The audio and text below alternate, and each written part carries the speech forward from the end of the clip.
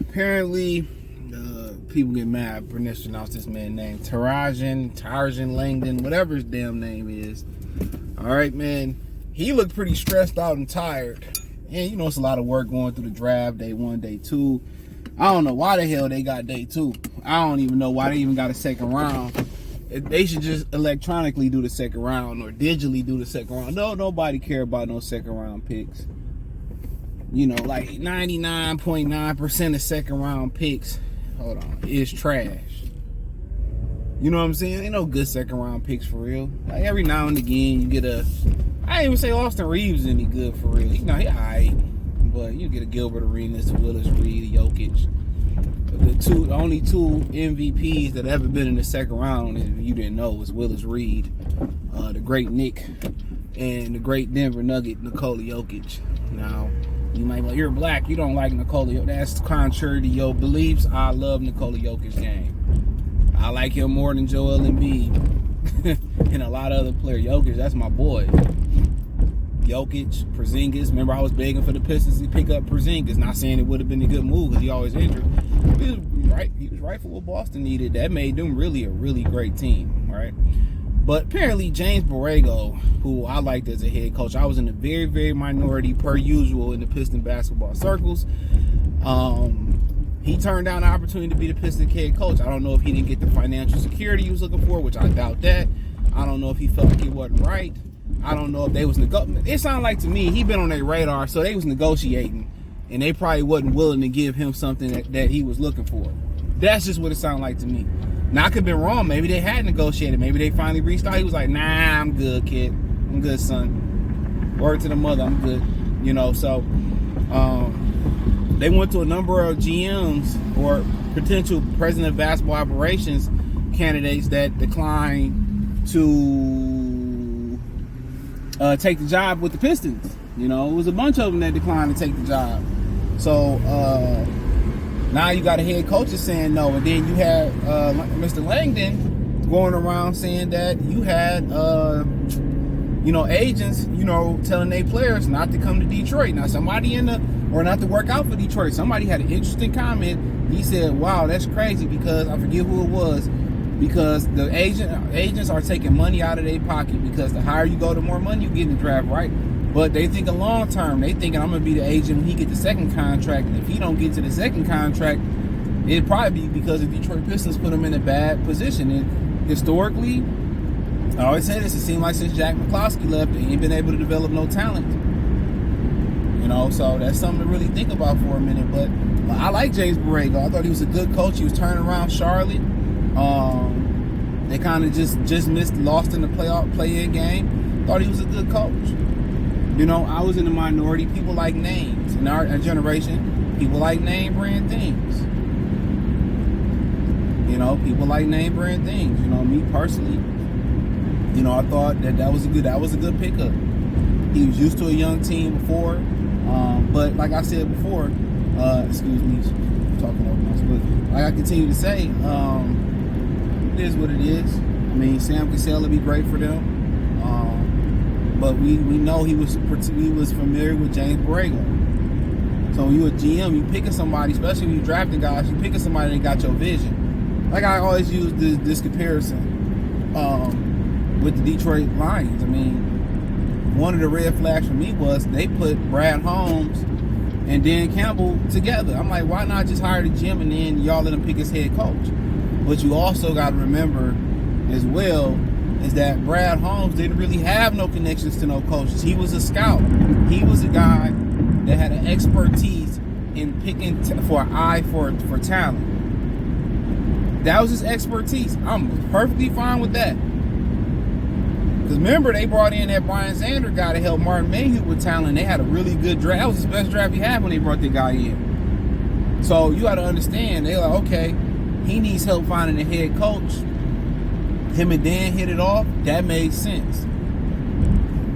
Mr. Langdon, the president of basketball operation, he's sitting there like, he know basketball. You a GM, you working hand in hand with these coaches. So now he has to find somebody that's on the same page as him, that's willing to come here and turn this around. The risk is, you don't turn it around, you never get this opportunity again. But guess what? Guys like Sam Cassell don't get opportunities. Guys like Patrick Ewing didn't get an opportunity.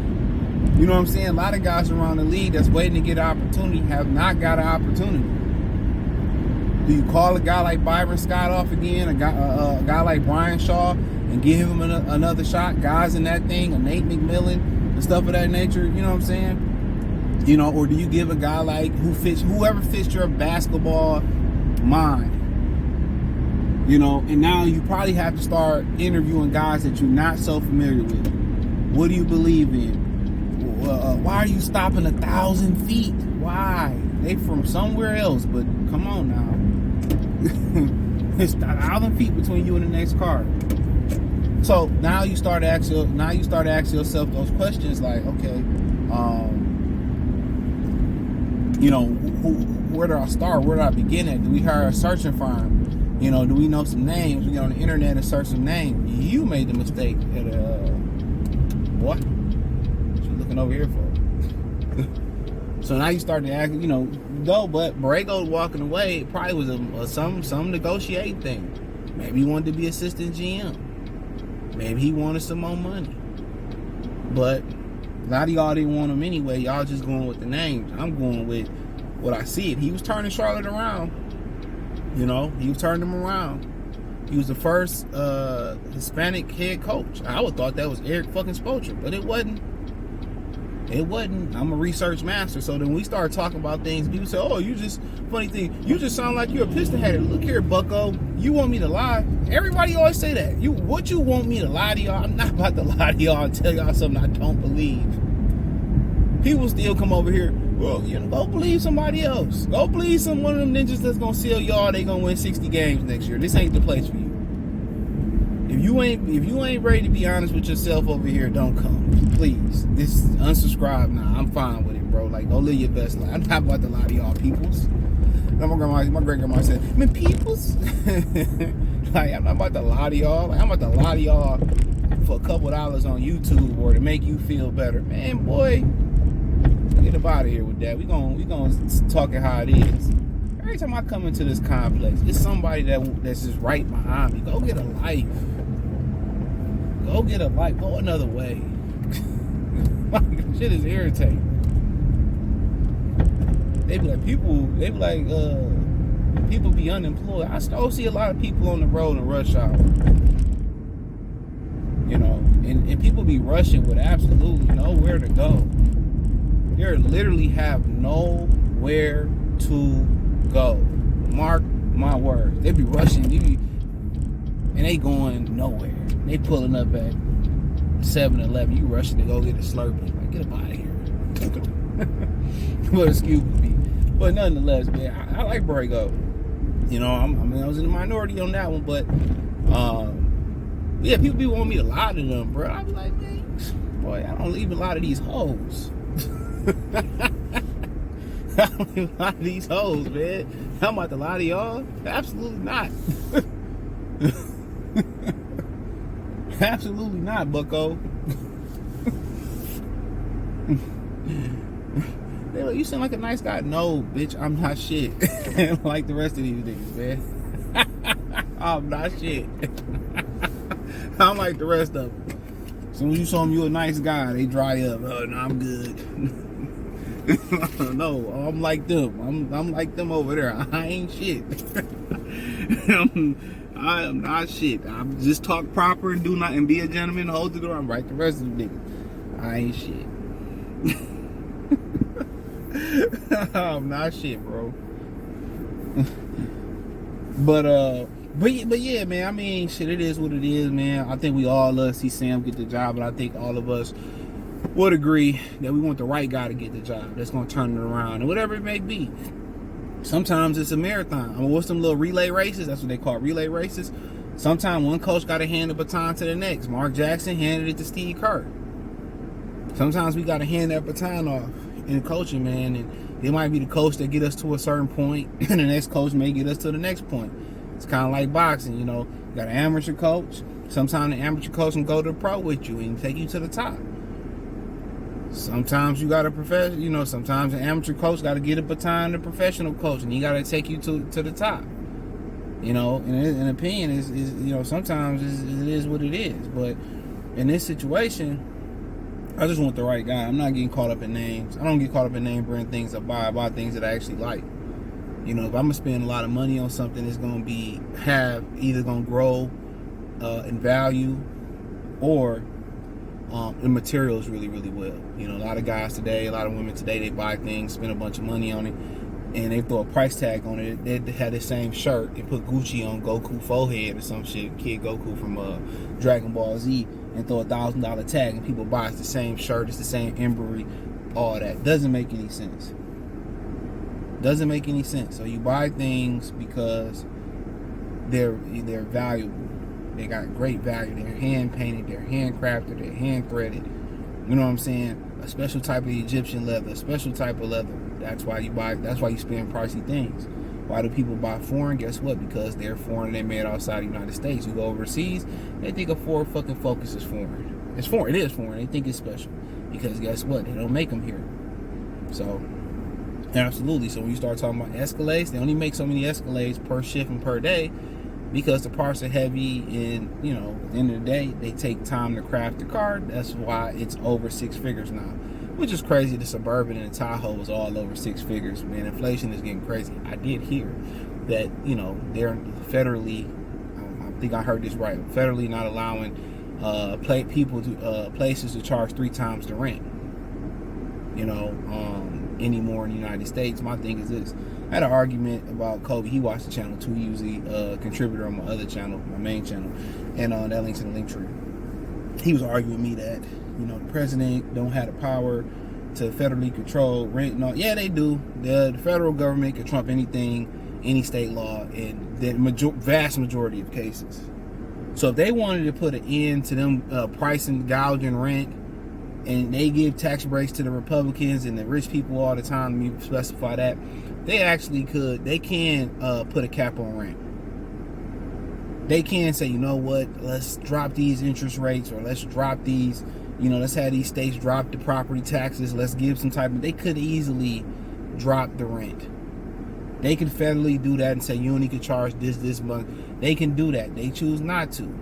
This is why you got a lot of brothers and sisters. If you watch the internet, I was telling somebody, a lot of people moving to like third world countries like Bali and other places because they dollar go further. They finding more tradition there with women. You know, they finding a family and wife that they looking for, and they working remotely, so they getting United States dollars. In Bali, you win it. A bunch of Australian people doing things over there, doing things in those type of countries, and they're like, girl, I work with you. You're crazy if you think that's going on. You live in one sphere, I live in another. I know brothers that's buying property in Belize and doing things of that nature.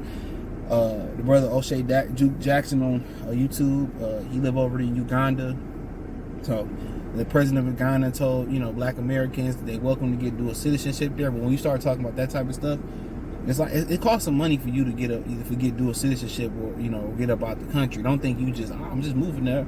Nah, it's like 10 stacks or something like that. But when you're moving anyway, that should be a speeding ticket, because you about to move out the country. You should have bread. But nonetheless, you know, just wanted to speak that little game to y'all.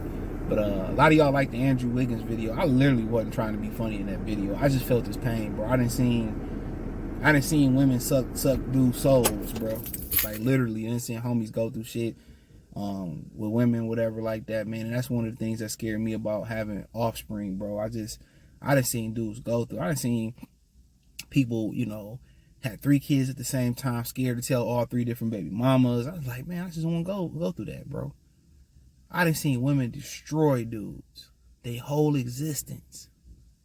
And I just was like, man, I just don't want to go through that. So, like, I'm good, bro. I got enough stress and problems. You know what I'm saying? But, yeah, man, I was being dead ass serious. I wasn't trying to make fun of Andrew Wiggins at all, bro. It just, that's enough. That situation, if true, that's just enough to, man. Bro, I feel for him, bro. Like, literally, that's damn near want to bring me to tears, bro. Like, how do you recover from that? How do you trust people after that? And I've heard horror stories about women, too. You know, I say this, if women telling me how hard it was and how her ex did her, she vulnerable to open up with me. My barber, He was telling me that he was with a woman and, he was about to smash and dash, long story short. And she told him her ex had, came home and cleaned her house out and stuff. He said he couldn't even do her like that. He just gave her a kiss on the head and kept it moving. Like, I'm like morally like that. Like, if a woman telling me how many dudes did her dirty and this, and I know I don't see a future with her like that, like, dog, I'm not even about to play with that woman, bro. I'm gonna let you go ahead and slide and go about your day. We could be cool, but I don't want to mislead you. But hey, appreciate y'all.